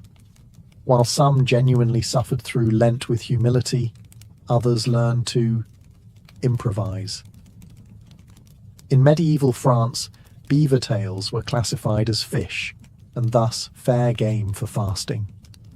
In some places, barnacle geese, mysterious birds that supposedly grew on driftwood, were also eaten, since they were considered half fish, half bird. Science? No. But spiritual loopholes? Absolutely. But for most people, Lent was hard. Especially the poor, who had no salted meat or luxury items to give up in the first place. They just got hungrier. Children grew listless, energy drained from fields and workshops, and the world seemed grey, physically and spiritually. And that's precisely why the Easter feast mattered so much. The more intense the fast, the more glorious the reward. Lent wasn't just a theological ritual. It was a psychological setup for the most joyous meal of the year. The deprivation carved out space for the celebration. By Holy Saturday, kitchens came alive. Ovens were stoked, butter churned, eggs, hoarded or newly laid, were whisked into custards. Lambs were prepared, sweetbreads spiced, wine uncorked. The long hunger would end soon, and what followed wasn't just a feast. It was an explosion of colour, taste, music, and resurrection. After 40 days of grey skies, grey food, and grey moods, Easter arrived like a thunderclap of joy. It was the holiest feast of the Christian calendar, a celebration of Christ's resurrection, yes, but also a visceral explosion of colour, music, and culinary indulgence. This was not a simple meal. It was redemption on a plate. The feast began after the Easter Vigil, a long late-night church service on Holy Saturday. People gathered with candles, sang hymns, and waited for the return of the light, both literally and spiritually. When the bells finally rang and Christ is risen was proclaimed, the entire town seemed to exhale. At last, the fast was over. The feast could begin. And what a feast it was! Roast lamb was the centerpiece, both symbolic and delicious. It represented the Lamb of God, of course, but also the return of meat after 6 weeks of staring longingly at fish stew. Wealthier households might also serve ham, veal, or even a whole suckling pig, apples in its mouth and all. For those who couldn't afford meat, they made do with eggs, cheese, and breads enriched with butter, luxuries that had been forbidden just days before. Eggs were everywhere, boiled, dyed, baked into pies, or hidden inside sweet custards. They symbolized new life and resurrection, but let's be honest, people had just been hoarding them for weeks, because chickens don't stop laying during Lent. Come Easter, the backlog became bounty. There were breads braided with herbs, honey cakes topped with dried fruit, and spiced wine poured liberally. Vegetables returned to the table, often roasted in animal fat for that rich, forbidden flavour. In towns with Jewish populations, some elements of Passover feasting even made their way into Easter meals, bitter herbs, flatbreads, and storytelling. The atmosphere, joyful chaos. Musicians played, children shouted and played egg-rolling games. Nobles handed out coins and sweet buns to the poor as acts of public piety. Monks prepared elaborate tableaux of the resurrection, complete with costumes, chanting, and stage effects involving smoke and bells. Easter wasn't just a religious observance, it was a rebirth of the senses, a cosmic party after a long spiritual drought. And in a medieval world full of war, plague, and hunger, that kind of joy was not just welcome, it was sacred. When we think of the medieval church, we tend to picture monks in silence, stern priests wagging fingers, and rules, lots of rules. But here's the twist. The church wasn't just the moral referee of the medieval feast scene. It was often the host, chef, and party planner. Feasting and faith went hand in hand, especially on holy days. The church calendar didn't just mark fasting periods, it also dictated feasting ones. Nearly every major celebration had a liturgical justification and a table groaning with food. Saints' days, holy days, martyrdoms, miracles, all worthy of a good meal.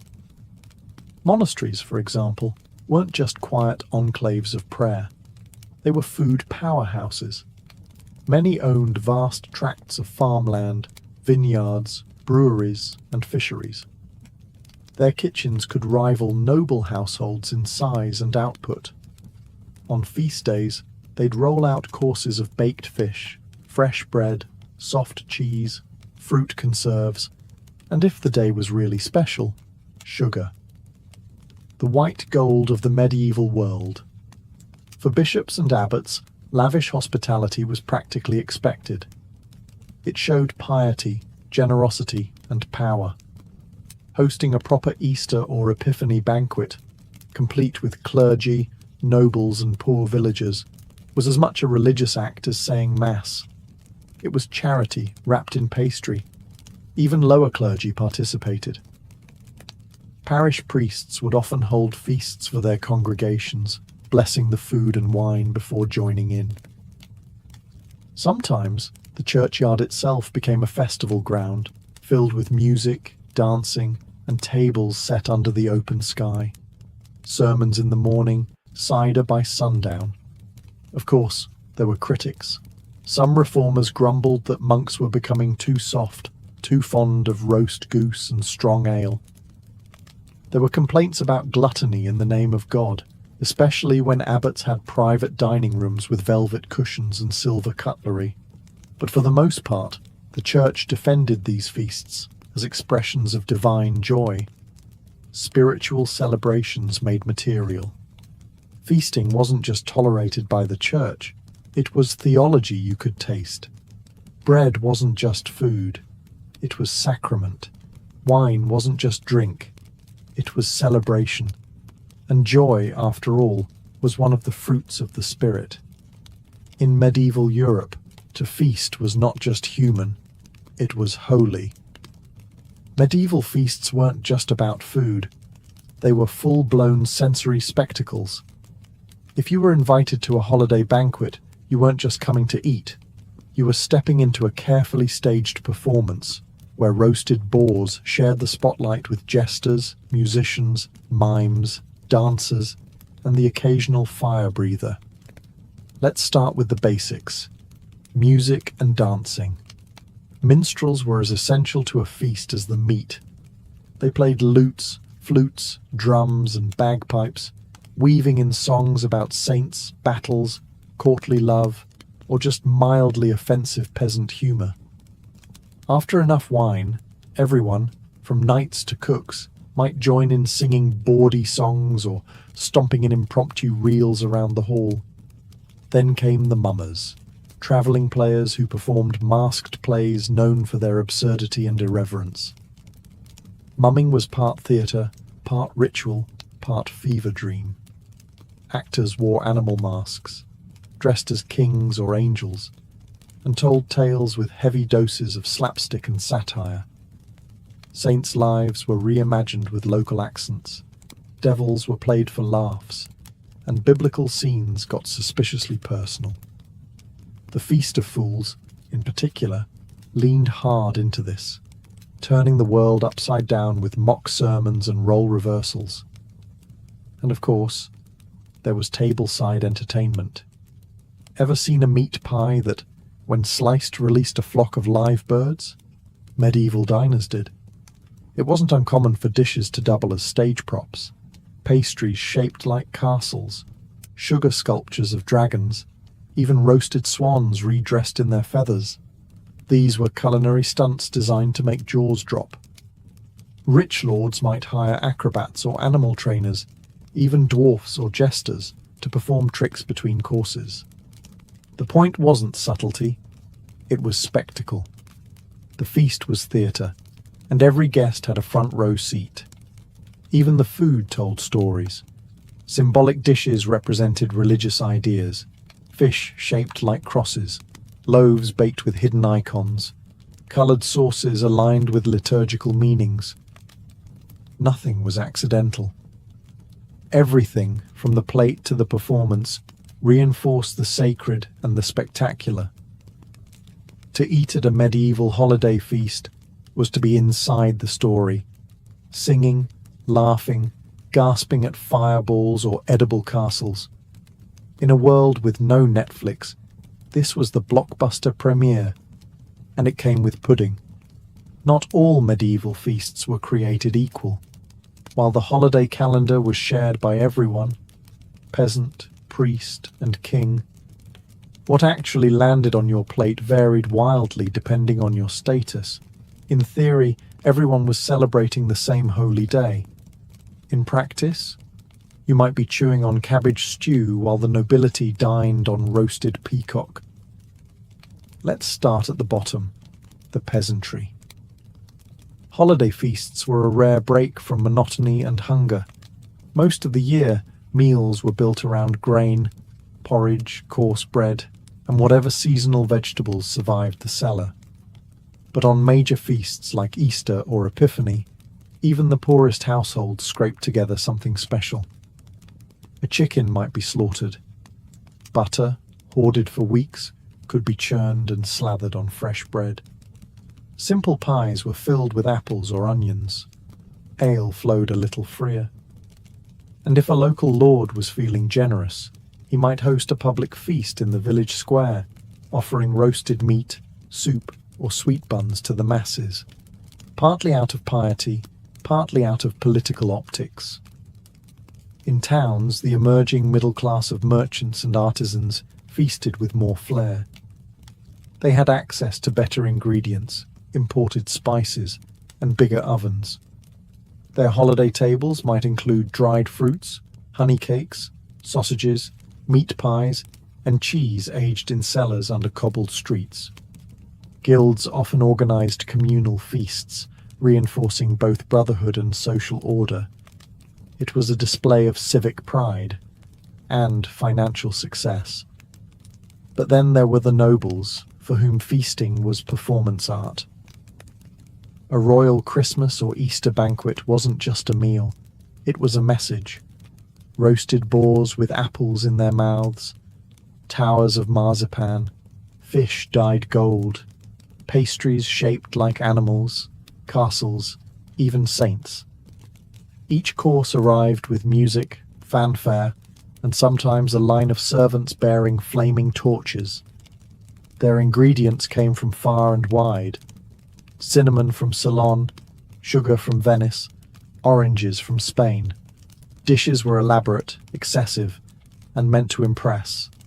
And unlike the peasants, nobles dined on white bread, fine wine, and meats forbidden to others during fasting periods, all thanks to special permissions or medical reasons. So yes, everyone feasted, but your place at the table and what was on it said everything about who you were in the world. Long after the last boar's head was served, long after the mummers stopped performing, and the church bells rang out their final holiday hymns, the memory of medieval holiday feasts lingered, in hearts, in recipes, and in rituals that still echo today. For medieval people, these feasts weren't just indulgent distractions. They were anchors of identity, marking the passing of time and tying the sacred to the communal. In a world of plagues, bad harvests, and political upheaval, the annual rhythm of Yule, Epiphany, and Easter offered reassurance that joy still returned, that light followed darkness, that the fast always gave way to the feast. Even as the centuries rolled on, and the Middle Ages gave way to the Renaissance, then to modernity, many of the core traditions survived.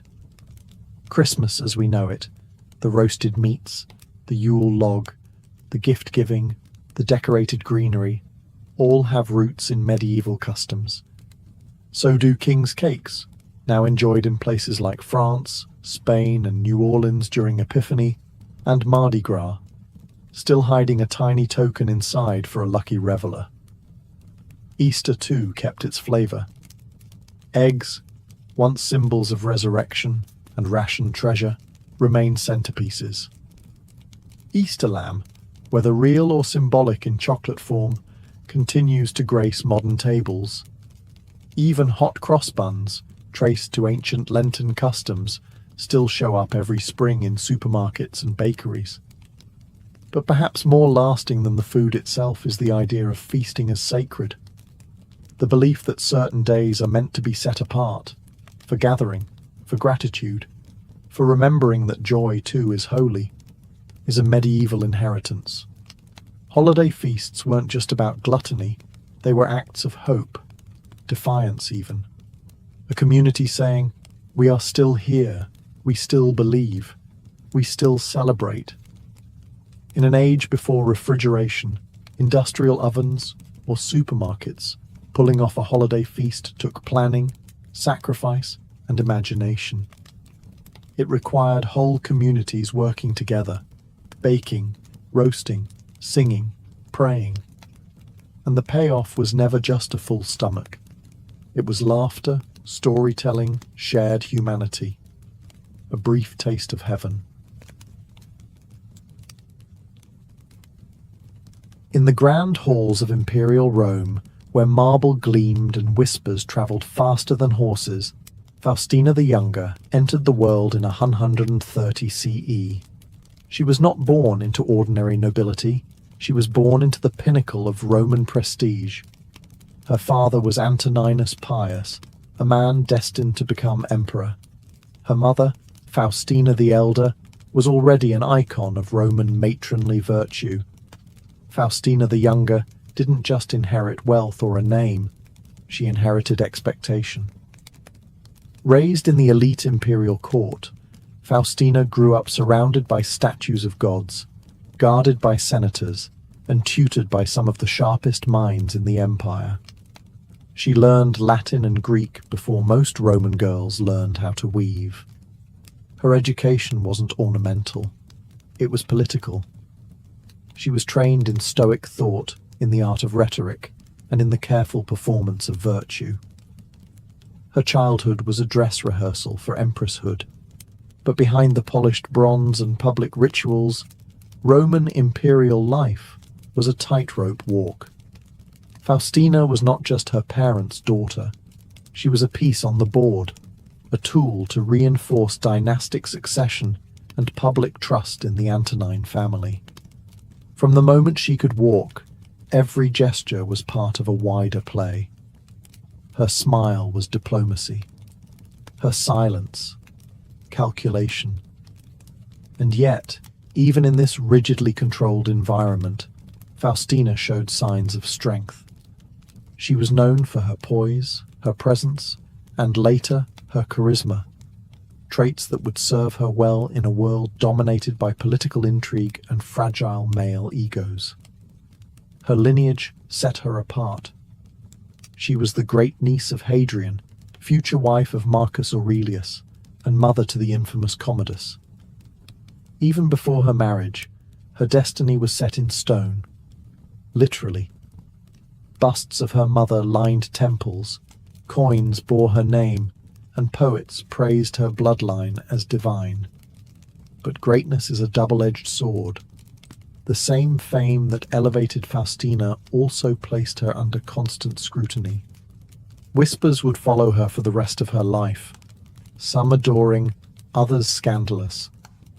From the beginning, she wasn't just a Roman woman. She was a symbol, and in Rome, symbols had to shine, or be shattered. In 145 CE, at just 15 years old, Faustina the Younger married her cousin, a quiet, serious philosopher named Marcus Aurelius. It was a political union, carefully arranged to solidify dynastic continuity, but surprisingly, it became something else entirely, a true partnership, unusual for an imperial marriage. Marcus was not yet emperor, but everyone knew it was coming. He was Hadrian's chosen heir through adoption, groomed from youth in the ways of Stoic philosophy. Faustina, for her part, was not just a decorative bride. She was already groomed for the throne, raised with the bearing of an empress. Together, they became the golden couple of the Antonine dynasty. And yet, this was no fairy tale. The Roman world was filled with civil unrest, border wars, and plagues. Being empress wasn't about silk and feasts. It was about representing strength, producing heirs, and keeping the imperial image spotless, all while navigating a court full of whispers and daggers. Faustina rose to the challenge. She embraced the role of Augusta, the empress consort, with conviction. Statues of her were erected across the empire. Coins were minted with her image beside Marcus, signaling her central role in Rome's stability. She didn't just stand beside the throne, she shared its weight. She also took on the traditional role of mother of the empire, quite literally. Over the course of her marriage, Faustina gave birth to at least 14 children, though only a few survived infancy. Among them was Commodus, a boy who would later rule, and nearly ruin, the Roman Empire. Despite the loss and political stress, Marcus adored her. His meditations, that quiet personal work of stoic reflection, occasionally hint at a man deeply grateful for his wife's strength and loyalty. He called her faithful and praised her virtues, even as gossip about her swirled in Roman salons and barracks. Because for all her dignity, rumours clung to Faustina like perfume. Stories of affairs, political manipulation, and wild behaviour would dog her for decades. Some exaggerated, some invented by enemies, some perhaps uncomfortably close to truth. But whatever the truth, Faustina was no passive ornament. She was a force beside the throne, elegant, effective, and already controversial. And her real influence was just beginning.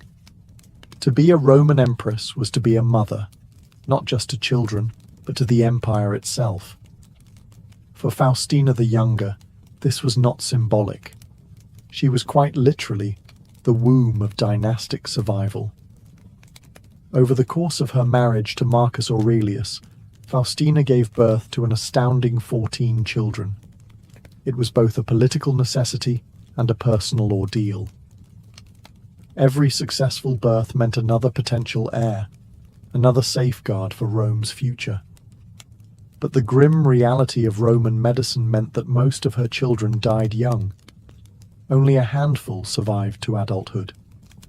Each loss was a private grief, made public through shrines, mourning rituals, and silent imperial processions. The most infamous of her surviving children was Lucius Aurelius Commodus, born in 161 CE. He would later become emperor, and, as many historians argue, one of the worst in Roman history. But as a child, he was Rome's hope. Faustina poured herself into shaping him, overseeing his upbringing in the imperial household, where education was administered by philosophers and slaves alike. Yet Faustina was more than just a mother in the biological sense. She became a maternal figure for the Roman people, especially the soldiers. She often travelled with Marcus during military campaigns, a rare move for an empress, bringing her children along and living among the troops. To the soldiers, she was not a distant goddess in ivory towers. She was there, visible, regal, and present in moments of both triumph and fear. In return, the army adored her. She was called Mater Castrorum, Mother of the Camp. It was a title no other empress had borne before her. It wasn't ceremonial. It was earned. And it mattered. Roman soldiers were notoriously difficult to impress, yet Faustina's presence calmed camps and inspired loyalty. Her symbolic power reinforced Marcus Aurelius's own authority. Together, they were not just emperor and empress, They were the parents of Rome. But with influence came resentment. Not everyone believed a woman should hold such sway over public morale and imperial policy. Behind the scenes, whispers about her grew louder. Was she truly loyal? Was she too powerful? Was she hiding something? One thing was clear. Faustina was no silent matron. She was a mother, yes, but she was also a player in the imperial game. In a world where Roman imperial marriages were more about alliances than affection, the union between Faustina the Younger and Marcus Aurelius stood out. Not for its ceremony, but for its intimacy. On paper, it was textbook dynastic strategy. Faustina, daughter of Antoninus Pius, married to Marcus, his adopted son and heir. The marriage solidified the succession, created a united front, and reassured Rome that the throne would remain within a respected bloodline. But what developed between them was, by many accounts, a genuine bond. Marcus Aurelius, the famously stoic philosopher-emperor, rarely spoke emotionally, except when it came to Faustina. In his Meditations, a deeply private text never meant for publication, he wrote of her as his most faithful and beloved wife. In a world of arranged unions and interchangeable empresses, that line spoke volumes. Their partnership was political, yes, but also collaborative. Faustina travelled with Marcus on campaign. She supported his decisions, even in the brutal chaos of frontier warfare. In return, Marcus honoured her publicly. He granted her unprecedented titles, minted coins bearing her face, and involved her in key ceremonial roles. She wasn't just an accessory to power, she was half of the equation. And yet, the Roman public was divided. To the military, she was a beloved presence. To the Senate and aristocracy, she was a more complicated figure. Rumours trailed her like perfume. Some claimed she had lovers among the gladiators. Others whispered of political manipulation, emotional instability, even conspiracy. There was no concrete proof, only shadows and hearsay. But the Roman elite was never one to let facts get in the way of a juicy scandal. What's remarkable is that Marcus never wavered. While other emperors might have exiled or quietly replaced a troublesome wife, Marcus remained loyal. Either he didn't believe the rumours, or he didn't care. Their marriage lasted 30 years, through war, plague, rebellion, and immense personal loss. And while historians still debate whether the loyalty was mutual, the emperor's devotion was undeniable. In the end, theirs was a marriage everyone watched, half scandal, half legend, entirely unforgettable. But as the empire descended into chaos, even the strongest unions would face breaking points. For all her titles, triumphs, and imperial honours, Faustina the Younger was never free from the long shadow of scandal. From the palaces of Rome to the far-flung provinces, her name stirred admiration, suspicion, and sometimes thinly veiled disgust. The Roman elite whispered that Faustina was unfaithful, impulsive, and dangerously ambitious. The most infamous rumour? That her son, Commodus, was not the child of Marcus Aurelius, but the product of an affair with a gladiator. It was a story fit for the amphitheatre, the empress, descending from her marble pedestal to consort with the bloodied champions of the arena. Scandalous? Absolutely. True? Almost certainly not. Yet the story persisted, not because of evidence, but because it fit the narrative the Senate wanted to believe. They despised Commodus and needed someone to blame for his erratic, cruel reign. Faustina, already dead when Commodus took power, made a convenient scapegoat. There were other stories too, tales of political scheming, of manipulating Marcus behind the scenes, of playing favourites at court. Critics painted her as a Roman Helen of Troy, a woman whose beauty and influence could sway the empire's fate.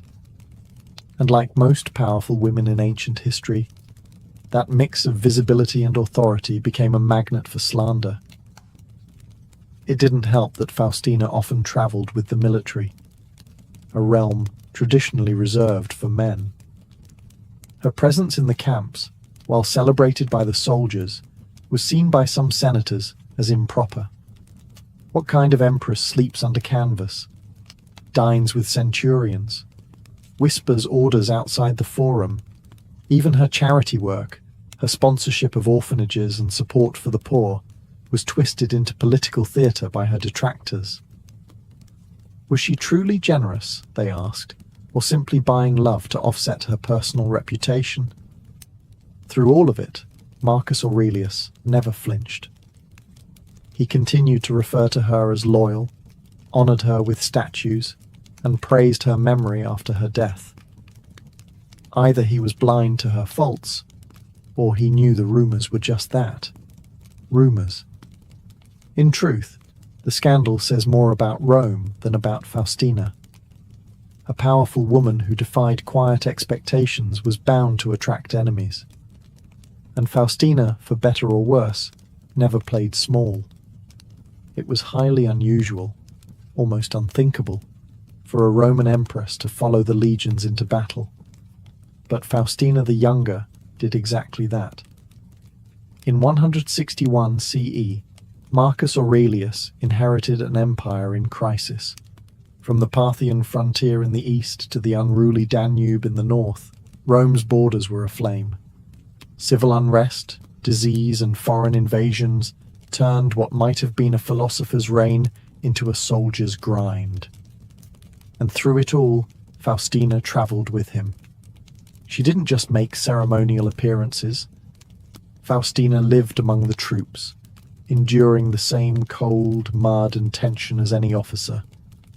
She visited camps, oversaw supply distributions, and tended to the morale of soldiers. To the men, she wasn't just a distant goddess on coins. She was there, in person, bearing the hardships of war with imperial grace. It was during these campaigns, especially along the Danube during the Marcomannic Wars, that Faustina earned her most famous title, Mater Castrorum, or Mother of the Camp. It was more than a flattering nickname. It was a formal recognition of her presence, leadership, and connection with the legions. This was revolutionary. No previous empress had ever received such a title. It cemented her role not just as Marcus's wife, but as an emblem of unity for the soldiers. While emperors ruled by command, Faustina ruled by presence, and the loyalty she inspired in the military made her all the more threatening to her critics in Rome. The optics were powerful. An empress in armour-trimmed robes, standing beside the philosopher king in war councils, sharing meals with officers, praying at local altars for victory. She blurred the lines between ceremonial and strategic, and the empire took notice. Of course, traditionalists were horrified. The Senate, steeped in patriarchal values, muttered that her influence was unnatural. A woman in the barracks? They scoffed. But for the common soldier, and for many in the provinces, she became a symbol of hope. An empress who did not retreat into marble halls, but stood with Rome on the frontier. Faustina's time on campaign wasn't a footnote. It was a defining chapter in her legacy. While others judged from afar, she walked among soldiers, not afraid to share the mud, the blood, and the burden of empire. In 175 CE, Faustina the Younger died suddenly in the remote town of Halala, in the mountains of Cappadocia, far from Rome and far from peace. She had followed Marcus Aurelius deep into the empire's turbulent eastern frontier, once again travelling with the military during a time of chaos. She was only around 45 years old. Her death came shortly after a major crisis, the rebellion of Avidius Cassius, a Roman general who falsely declared himself emperor under the mistaken belief that Marcus had died. The coup failed, but it shook the empire, and it may have broken Faustina's spirit. Some sources even suggest she had backed Cassius in secret, though this was likely a slander invented by her enemies after the fact. Whatever the truth, her death devastated Marcus. He was far from stoic in mourning. His grief was public, lavish, and immediate. Marcus ordered the Senate to deify her, and they complied. Faustina the Younger became a goddess.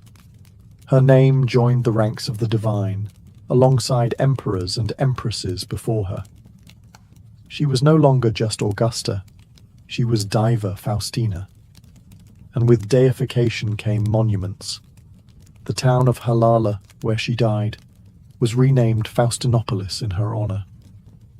Temples were erected, statues sculpted, and coins minted bearing her divine image, now wreathed in stars.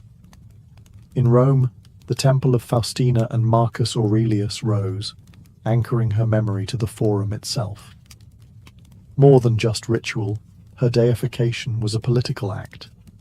It reminded the empire of her virtues, sanitized her reputation, and reinforced the legitimacy of Marcus and their son, Commodus.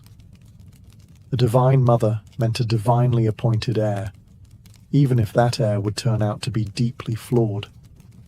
Interestingly, her apotheosis did not erase the rumors. Whispered tales of betrayal, ambition, and scandal still clung to her legacy. But as with all Roman deities, worship didn't require moral perfection, only symbolism and memory. In death, Faustina became eternal, not just in the temples, but in the Roman imagination. She had lived in shadow and light, loved fiercely, ruled boldly, and died far from home. And Rome, for all its suspicion, couldn't help but build her a pedestal that reached the heavens. When Marcus Aurelius died in 180 CE, he left the Roman Empire in the hands of a young man who would become one of its most infamous rulers, Lucius Aurelius Commodus, the son of Faustina the Younger. For a brief moment, it seemed like the dynasty Faustina had helped build would endure. Commodus was the first emperor in nearly a century to be born into power, not adopted into it. His succession marked a turning point, and a gamble. But within a few short years it became clear. Commodus was no Marcus Aurelius. His reign was marked by paranoia, cruelty, self-indulgence, and spectacle. He fancied himself Hercules reborn, fought in the gladiatorial arena, renamed Rome after himself, and left the administration to a rotating cast of sycophants and assassins. And inevitably, the question arose: was Faustina to blame? Ancient historians, always eager to moralize, looked backward through Commodus's madness and found, conveniently, his mother. They dredged up every rumor, every whisper of infidelity, every accusation of scheming, and painted Faustina as the true seed of the empire's corruption. If Commodus was a monster, surely his mother had either birthed it or molded it. But this is more political narrative than fact. Faustina died when Commodus was just a teenager. By all accounts, she had played a central role in his early education and upbringing, surrounding him with tutors, philosophers, and statesmen. She travelled with him on campaign, helped prepare him for imperial life, and oversaw his introduction to Roman politics. But no mother, divine or mortal, could completely control the future, not in a world as unstable and brutal as Rome. Some historians today suggest that Faustina's early death may have removed the only person who could have grounded Commodus. Without her presence, he was left under the influence of corrupt courtiers and opportunistic handlers. Marcus, exhausted and grieving, may have failed to recognize how far his son was drifting. Still, her legacy was now tied to Commodus's shadow. Her deification remained untouched, but her memory became complicated. A tragic symbol of how even the best-laid dynastic plans can unravel. She had birthed a god.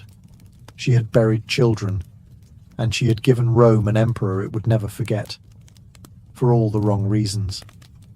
Faustina the Younger died nearly 2,000 years ago, yet her story still flickers in marble statues, coin portraits, and the brittle pages of ancient histories.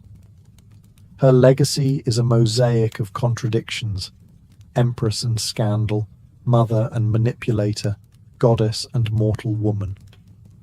In her lifetime, she was one of the most powerful women in Roman history. She advised emperors, influenced troops, bore heirs, and stood on the edges of battlefields, actions that would terrify any traditional Roman senator. And because of that power, she became a lightning rod for gossip and myth. She was remembered by the military as Mater Castrorum, the empress who stood with them in the mud and snow.